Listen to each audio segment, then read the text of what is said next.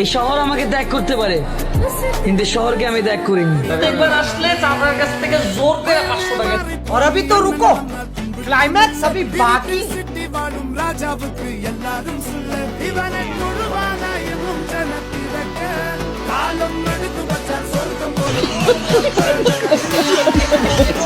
तो चलिए शुरू करते हैं। আমরা বিজ্ঞ আদালতে বলেছি যে তৌহিদ আফ্রিদি একজন মিডিয়া ব্যক্তিত্ব এবং শারীরিকভাবে সে অসুস্থ।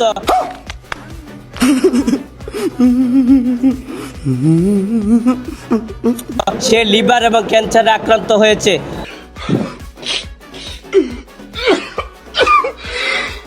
মহামান্য হাইকোর্ট ডিভিশনের আপনি ডিভিশনের সুস্পষ্ট আছে, যদি কোনো ব্যক্তি অসুস্থ হয়, মহিলা হয়, প্রতিবন্ধী হয় এবং তাহলে তার রিমান্ড দেওয়া যাবে না।